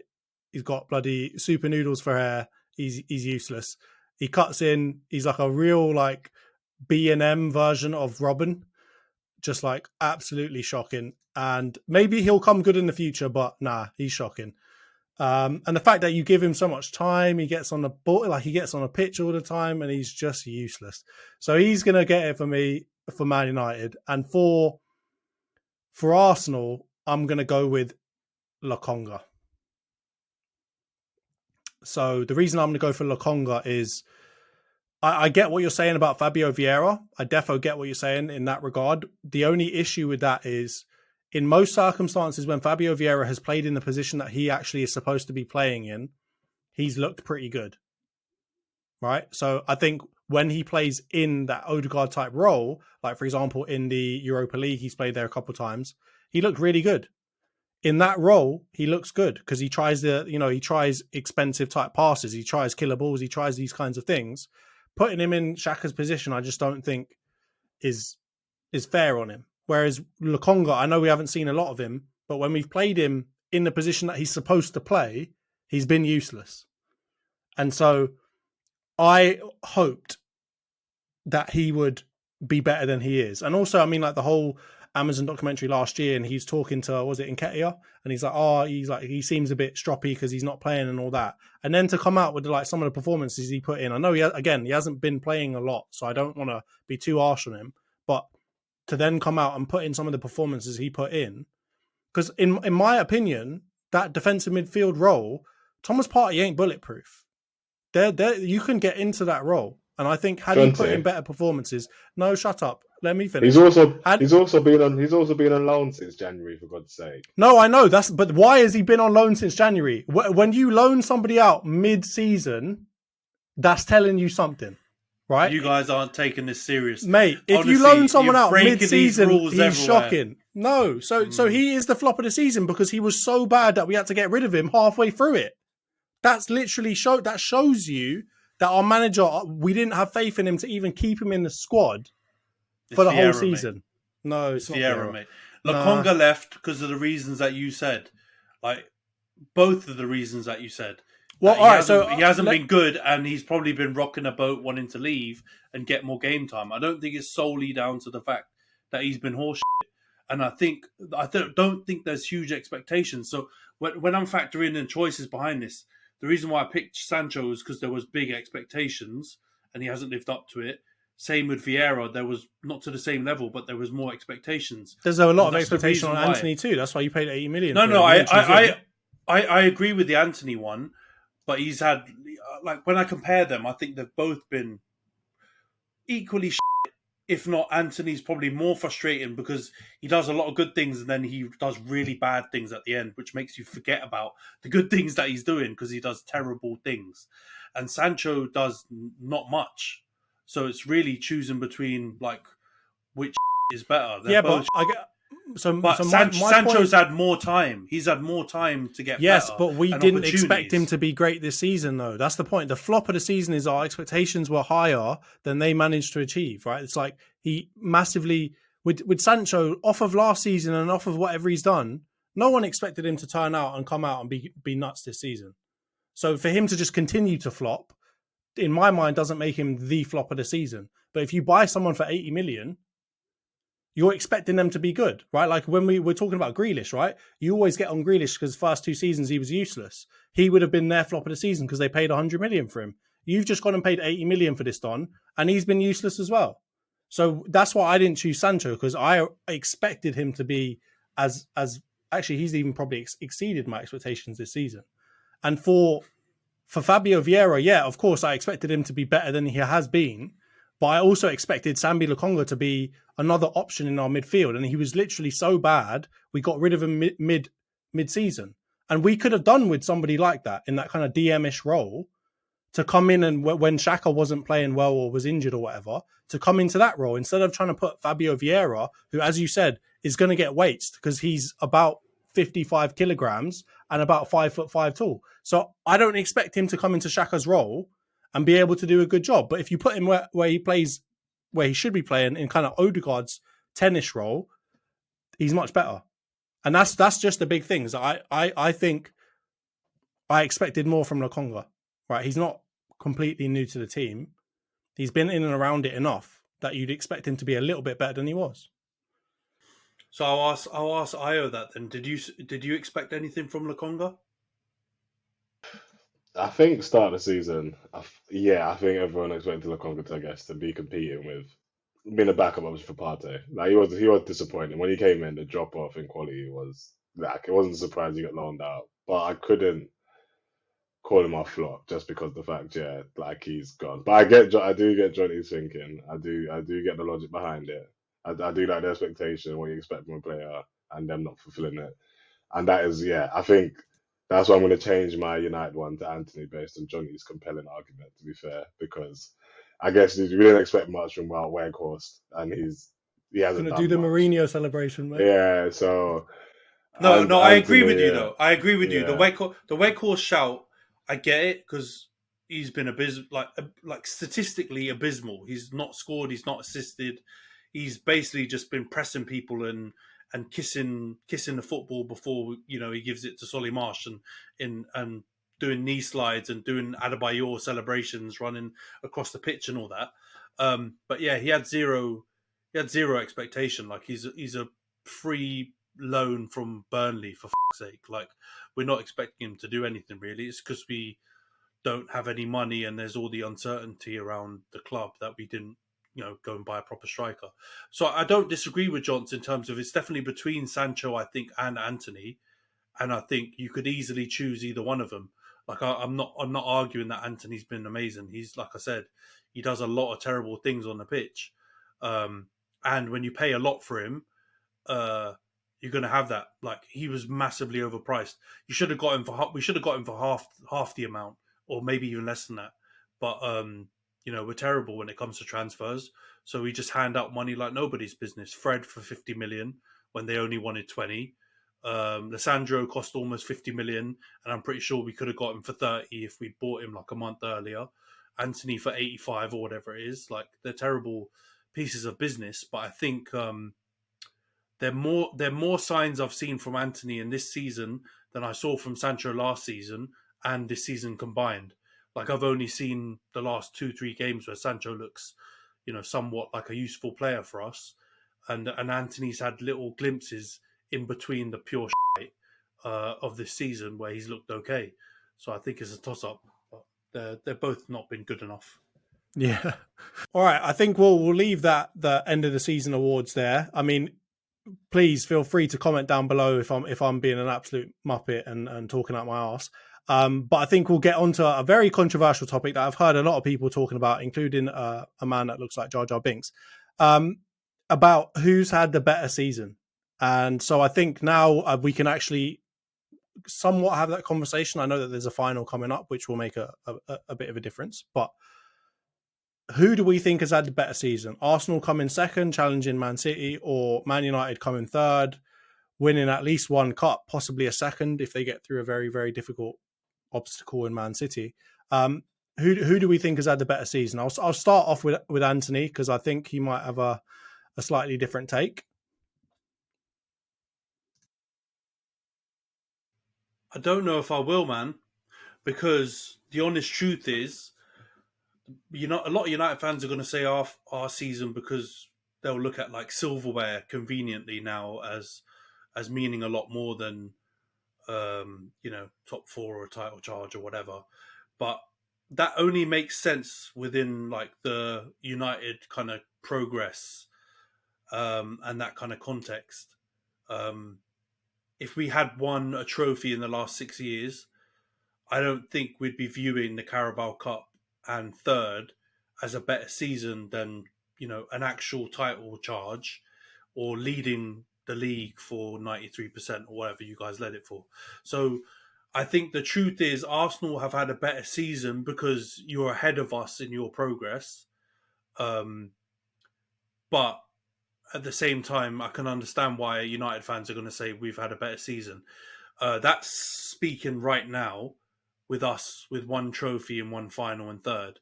If we won the FA Cup and you got 2 trophies and you finished third, then it becomes a little bit more difficult because you're stacking up trophies in one season, and we would have beaten City in the final of the FA Cup and stopped them from doing the treble, and there's other bits and bobs that are involved in it which make it slightly harder to still argue that finishing second and bottling it is better than winning two trophies.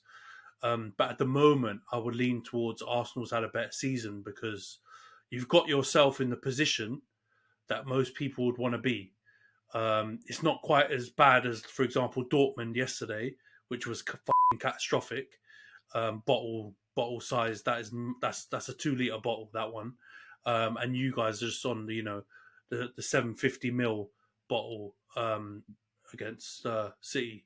So I think, to be very objective, I would say Arsenal have had a better season. But yeah, hold the beer until whenever it's June the 3rd or whatever, until most likely we get slapped. But if we don't and we win it, then I would probably change my vote and say United have had a better season. Ayo, how about you? Do you see things the same way? You know what? Think like obviously, I was thinking it. I think from as you said, yeah, progress wise, Arsenal I think a bit further ahead. Obviously, title charge, but I think yeah, once you kind of just put things into perspective, I know if I remember being back as a yeah, when Tottenham were doing the same thing kind of thing, they weren't winning nothing but they're finishing higher, and then Tottenham fans be finishing, oh, we had a better season than Arsenal, but we'd be like, oh, we won the FA Cup, we had a better season. But as I think, but personally, I'd actually, which is crazy, I'd actually take United season currently over Arsenal season, just because of the silverware, the fact you got another final coming up, and we're both in the same competition by the end of the year in Champions League. So I So you're generally, saying United have had a better season? if we're just gonna put things down to like the bare minimum, what you expect from a season, like what you want when you start a season, what you're gonna go, what you're getting into the season for. You're going in to win something. You're going in to qualify for Champions League, and you're going on to kind of see progress. Obviously, I think Arsenal, yeah, we're a bit further ahead. We had a title challenge, which is good, obviously.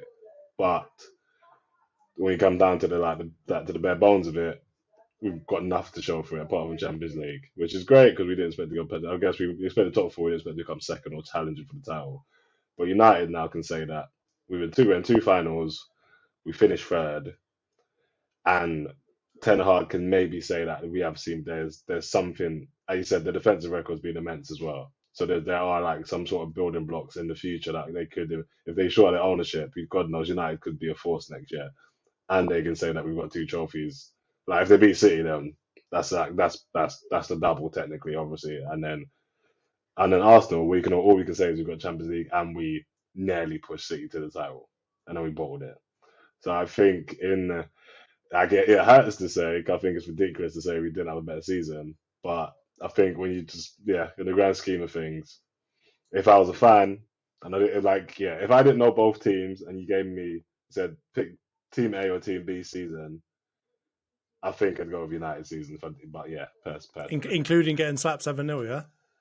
obviously the results ain't good. Some of the results aren't pretty. But when it comes down to the end of the season, if you told me I've got a chance to win two trophies and the same qualification Champions League, or I bottle the league, like bottling what we bottled this year, that's gonna sting for a very long time.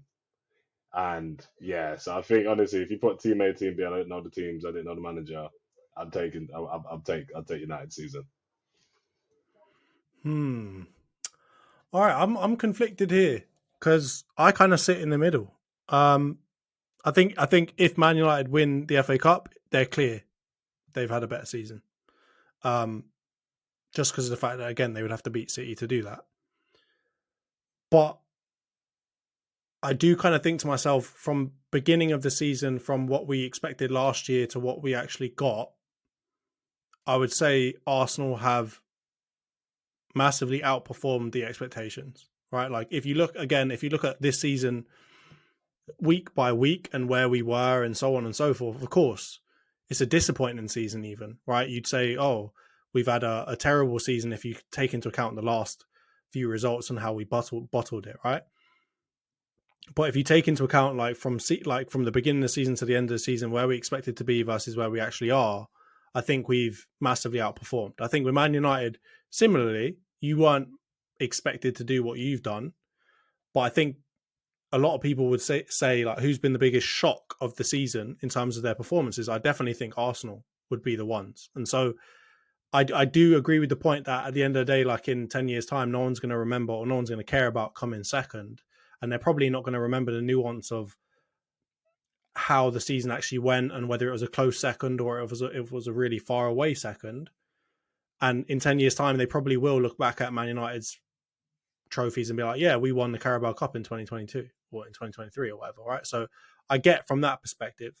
And I do think from a progress perspective, like if you compare Eric Ten Hag's first season at United versus Arteta's of the same, again, I think Ten Hag's had a better first season. So I'm kind of conflicted. I think I'm going to give it to Arsenal as things stand today, just because of how much we've outperformed what the expectations were. And I think the fact that everyone got ahead of themselves, right, Arsenal fans included, shouldn't be the reason why we say we've had a bad season or Man United have a better season than us, right? We put ourselves onto such a pedestal because of how well we were playing, and we were playing really, really well. Like until that run of games where we just started messing everything up, people were like, what is going on here? Like they had no idea what was going on with Arsenal doing what they were doing, right? And yeah, fair enough, we didn't actually beat City in any of the fixtures that we had against them, including the cup, but against other teams and against other top four teams, we were playing in a City-like way, and we were, doing really well. Obviously, Man United managed to beat us once, but generally speaking, I think Arsenal have outperformed massively what we expected to do. And I think Man United, if they look back on how they performed versus what they got at the end of it, I think you'd be happy with what you got, because I didn't see anything to say that you guys were really, really, really, really good this season. Your defense, of course, was really good, and Rashford carried you for a lot of parts of the season. But if you look back at the actual performances, I think you will be happy with how many trophies you got based off of the quality of the football that you played. Whereas I think Arsenal will be disappointed with the lack of trophies we got based off of the quality of the football that we played. Anyone disagree? I mean, on the topic of the FA Cup final, I know it's a little bit early, but anyone want to make a crazy prediction now? It's not early, man, because I guess the next episode we'll put out would be after the FA Cup finals. True. Ended. So I'm gonna. It's such a hard one because I don't know if I want to like reverse jinx it and say City are going to slap us like 4-0, with the hope that we're going to somehow, ball's going to bounce off Harry Maguire's big head and deflect in or something like that, and we sneak a 1-0 or 2-1. But I don't think, and I'm touching all the wood, that we're going to get absolutely battered in the final. But I think it will be either a game that City win 2-1 or 2-0, or we win 2-1, or 1-0 or something like that.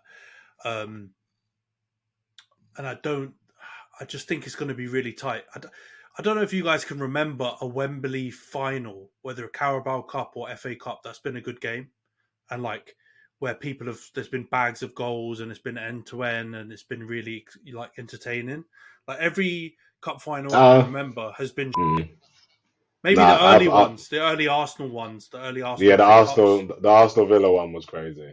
That was a and there was the Arsenal Hull match was good as well. Arsenal Hull as well, yeah. 2-0 down and you won 3-2, Aaron Ramsey. But I mean, in recent years, they've been like Newcastle United wasn't a good game.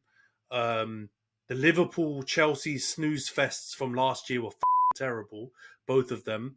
And I think prior to that, it was just City winning, pretty straightforward matches in the FA Cup. Or obviously you guys with Aubameyang and that. I guess those games were entertaining, but they weren't.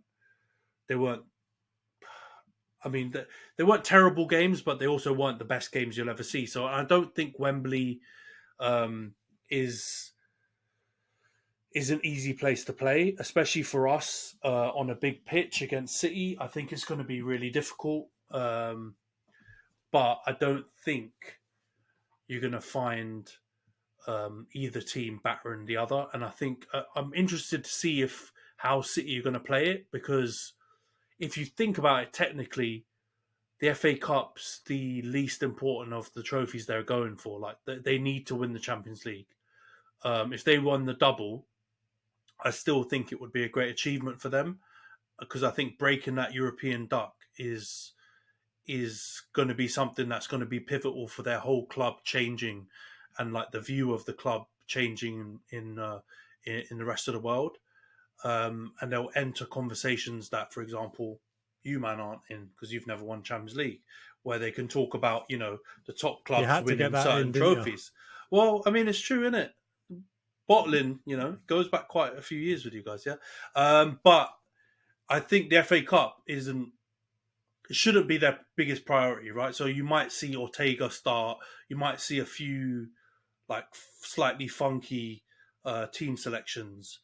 It doesn't mean that they're going to have a smaller chance or a lower chance of battering us. They could still batter us with a lot of their rotational players, or Mahrez coming in for Bernardo, or Foden coming in for Grealish. Those are still top quality players, but I think it gives us a chance. So I'm going to go for United 2-1, but I'm being hopeful. That's a hit and hope, that one. Yeah, that much is clear. Aya, what do you reckon? I think obviously I don't want City to win the treble. I also don't want United to be happy. So I'm torn. So obviously both situations are not ideal. But I think, as you said, I think the most important trophy for City is the Champions League. So I'm torn. Like, I don't want to win at all. But if lesser of two evils was to win the FA Cup and then lose the Champions League, best case scenario is United beat them in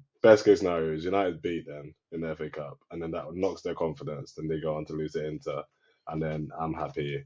Everyone's happy, and he just wants the downfall of City. He wants to watch them burn. I can't stress to you how much I would not be happy if they win the treble. So yeah, ideally it could be they could dominate the final against United, and then they lose. So that's a confidence shaker. United fans might feel happy. Obviously, that means they have a better season than Arsenal, which isn't good. But then we come back next year, we win the Prem, everything's forgotten, and then So I'd say results wise, I could see either 1-1 extra time, and then winner in 115th minute or something. But better if there's some penalty heartbreak, then that will knock their confidence getting into the Champions League final. And then, I think 1-1 and then extra time and penalties, and I think United might just. Wow. All right, so I think, mate, you are not playing the long game enough. So I'm about to teach you something. So I want City to slap them, and I think they will. I think they're gonna. I think they're gonna slap you 4-0. Right. I don't think you're gonna score. And if you do score, I think it's going to be Weghorst. It's going to be a real weird story where you're going to get an absolute Makeda type goal. And then I think they'll go on to win the Champions League as well, comfortably. And then I hope Pep will have felt like he's completed it. And he'll be like, I don't really care anymore now. I've done the treble, which puts me up there with what? How many other teams done that? One. Just United, right? You're the only other team that's ever done that. That's one. He'll have won the Champions League, so he's broken the duck of not being able to win the Champions League outside of Barcelona. And then on top of that, he'll be losing some of the players that were key to him winning some of the stuff he's won this season, right? Like end of season Zidane, Mr. Ilkay Gundogan.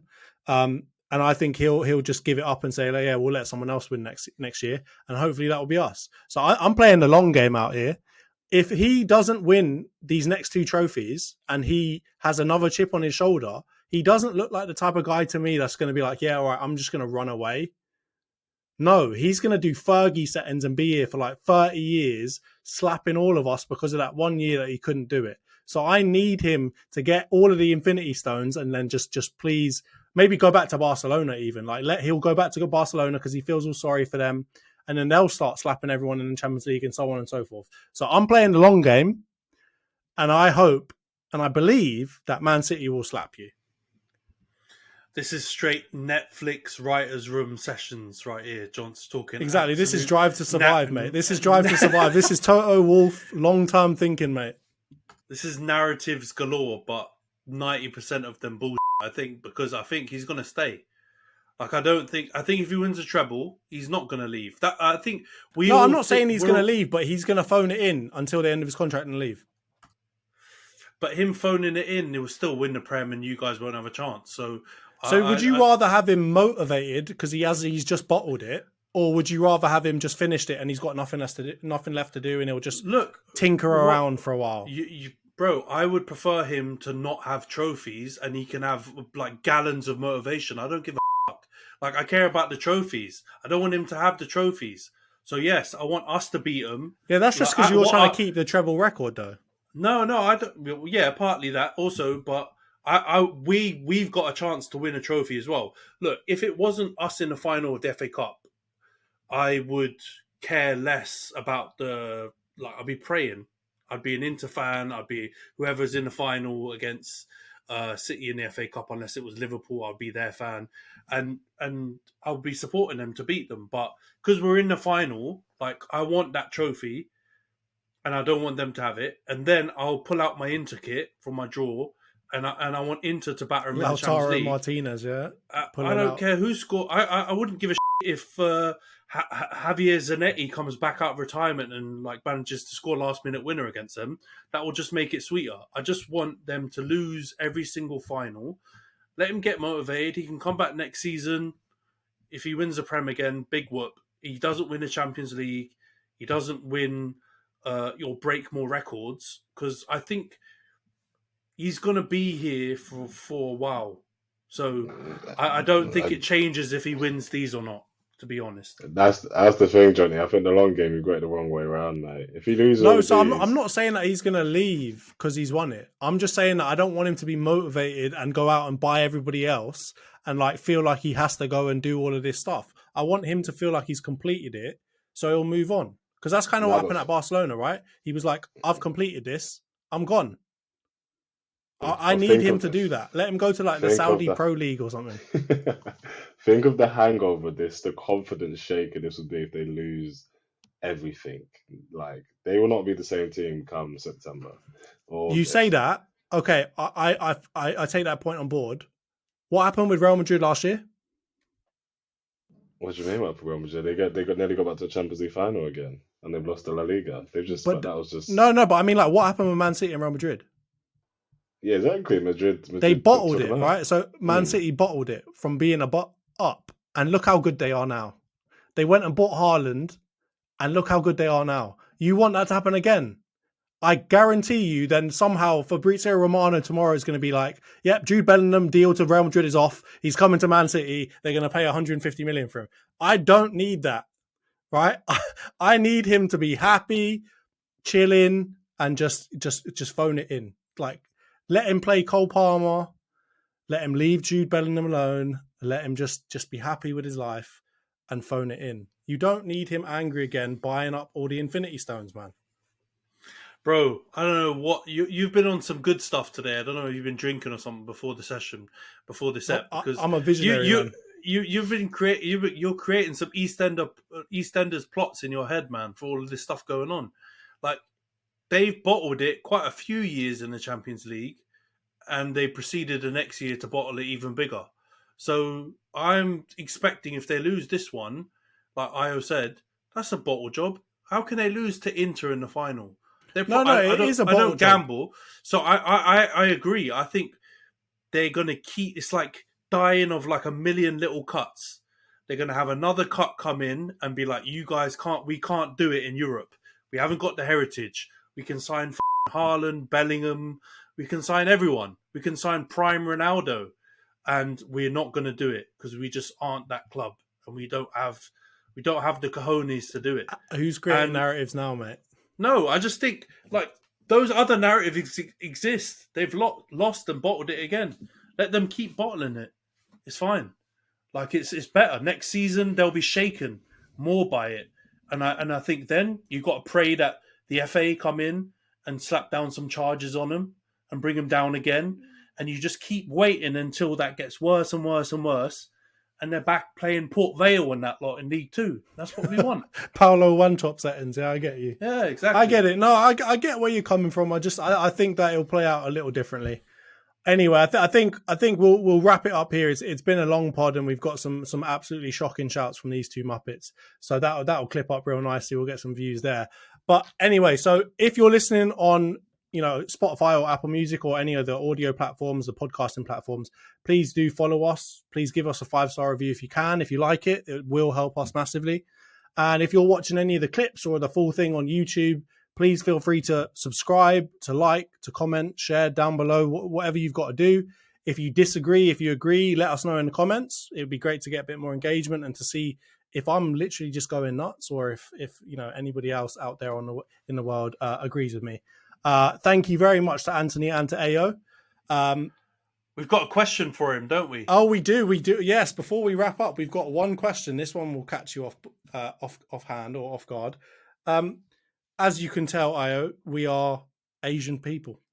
And so part of the kind of one of the things we like to do on this podcast is to ask our guests who is their favorite East or Southeast Asian player of all time. So when we talk about that, we're talking, Anthony, what did you go for? You went for Park Ji-sung, right?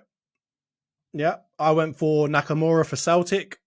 Let's see, Ayo, who do you think is your favorite East Asian or Southeast Asian footballer? Oh, you know what? Great question. Recency bias could creep in here, but I'm gonna go for, if I could say two, like one for heritage. I'm going for big Keizuki Honda. Absolutely for heritage. That wonderful left foot, done the job for many years. Think he's an icon. But currently, I think it just have to be Big Matoma, man. That boy has got he's got my heart right now. I think that's a star right there. So I'd say I'd give Honda for longevity and heritage, but I think Matoma he's Park Ji-sung's a great shout. Nakamura, free kick specialist, obviously. But I think Matoma's got his dribbling is just I think he's my favorite. We might be one of my favorite players right overall right now, but definitely East Asian for sure. My favorite player right now.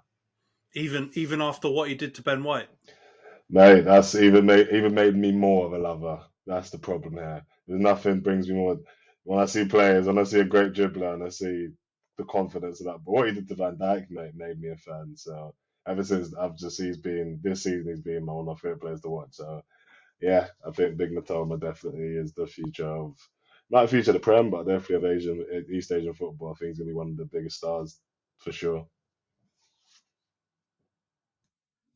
Yeah, that is a great shout. I mean, Honda, streets will never forget. What a baller. That hair, man, looked like, what was it? What's that Don from Street Fighter? The one that gets electrocuted and has orange hair. Yeah, no. That's Honda, bro. It was Honda, right? Yeah, okay, it was Honda. Okay, perfect namesake. There you go. All right, well, thank you very much to Anthony and to Ayo for joining the podcast. I definitely do hope to have Ayo back on the podcast again very soon. Let us know if you agree with his shocking takes. That will make sure that we get him back on the pod. Thank you very much, guys.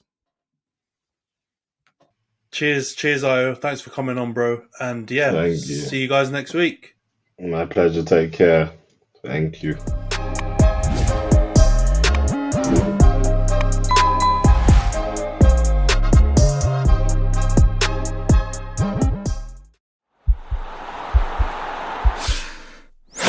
This podcast is part of the Sports Social Podcast Network.